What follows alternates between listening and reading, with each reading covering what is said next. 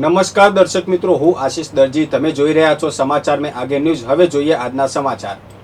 મહેસાણા જિલ્લામાં મિલકત વિરુદ્ધના ગુનાઓ અટકાવવા અને વન શોધાયેલા કેસો ઉકેલવા માટે એક્શન મોડમાં આવેલી લોકલ ક્રાઇમ બ્રાન્ચને મોટી સફળતા મળી છે.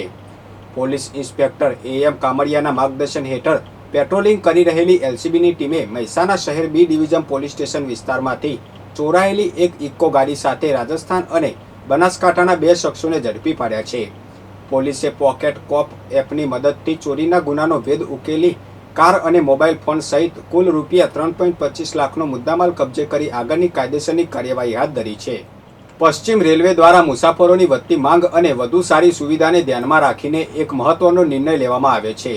સાબરમતી હરિદ્વાર સાપ્તાહિક સ્પેશિયલ ટ્રેનના ફેરા લંબાવવાની સાથે હવે તેને અત્યાધુનિક અમૃત ભારત રેક સાથે દોડાવવાની જાહેરાત કરવામાં આવી છે. આ ટ્રેન ઉત્તર ગુજરાતના મહેસાણા અને પાલનપુર સ્ટેશનો પરથી પસાર થતી હોવાથી આ બંને શહેરના મુસાફરોને પણ આધુનિક સુવિધાઓથી સજ્જ ટ્રેનમાં મુસાફરી કરવાનો સીધો લાભ મળશે.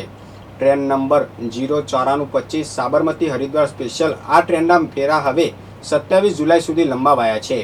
મુસાફરો 6 જુલાઈથી 27 જુલાઈ દરમિયાન આ નવી અમૃત ભારત રેકનો લાભ લઈ શકશે.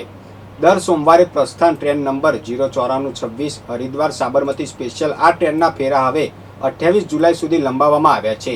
આ ટ્રેન 7 જુલાઈથી 28 જુલાઈ દરમિયાન અમૃત ભારત રેક સાથે દોડશે. દર મંગળવારે પ્રસ્થાન. લાંબા અંતરની સફર કરતા અને ખાસ કરીને હરિદ્વારની યાત્રાએ જતા ઉત્તર ગુજરાતના મુસાફરો માટે રેલવેનો આ નિર્ણય ખૂબ જ રાહત અને આરામદાયક મુસાફરી આપનારો સાબિત થશે. કડી શહેર અને તાલુકામાં પોલિયો મુક્ત ભારતના સંકલ્પ સાથે 3 દિવસીય પલ્સ પોલિયો રસીકરણ અભિયાનનો રવિવારથી ઉત્સાહભેર પ્રારંભ થયો છે. બહુચરાજી માતાજીના મંદિર ખાતેથી સ્થાનિક ધારાસભ્ય રાજેન્દ્ર ચાવડા અને અન્ય મહાનુભાવોની ઉપસ્થિતિમાં શરૂ કરાયેલી આ ઝુંબેશ અંતર્ગત 0 થી 5 વર્ષના આશરે 43,000થી વધુ બાળકોને પોલિયો વિરોધી રસીના 2 ટીપા પીવડાવવાનો લક્ષ્યાંક છે. તંત્ર દ્વારા આ માટે 221 બૂથ કાર્યરત કરાયા છે અને આગામી 2 દિવસ સુધી આરોગ્યની ટીમો ઘરે ઘરે જઈને બાકી રહી ગયેલા બાળકોને કવર કરશે. જોટાણા તાલુકાના કટોસર ગામે આવેલા દરબારવાસમાં રહેતો એક ઈસમ પોતાના મકાનમાં વિદેશી દારૂનો જથ્થો છુપાવીને વેચાણ કરતો હોવાની ચોક્કસ બાતમી મહેસાણા લોકલ ક્રાઇમ બ્રાન્ચને મળી હતી. આ બાતમીના આધારે શનિવારે સાંજે એલસીબીની ટીમે રહેણાંક મકાનમાં દરોડો પાડ્યો હતો. પોલીસ તપાસ દરમિયાન મકાનના એક રૂમમાંથી વિદેશી દારૂ અને બિયરની કુલ 1056 બોટલોનો મોટો જથ્થો મળી આવ્યો હતો. પોલીસે ઘટના સ્થળેથી રૂપિયા 2,85,389ની કિંમતનો દારૂ બિયરનો જથ્થો તેમજ એક મોબાઈલ ફોન મળી કુલ રૂપિયા 2,90,389નો મુદ્દામાલ કબજે કર્યો છે.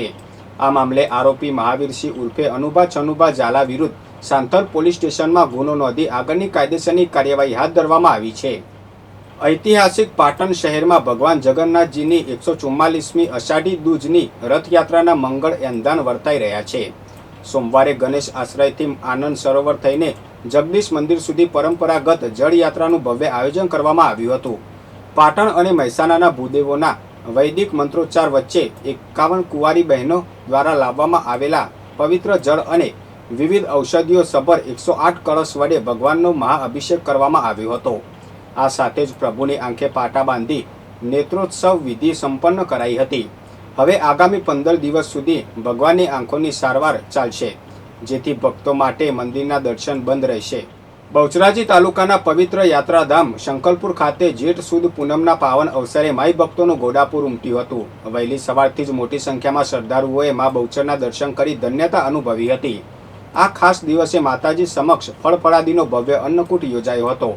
તેમજ ટેમ્પલ ટ્રસ્ટ દ્વારા તમામ ભક્તો માટે વિનામૂલ્યે મહાપ્રસાદની સુંદર વ્યવસ્થા કરવામાં આવી હતી, જેનાથી સમગ્ર મંદિર પરિસર જય બહુચરના નાદ સાથે ભક્તિમય બની ગયું હતું.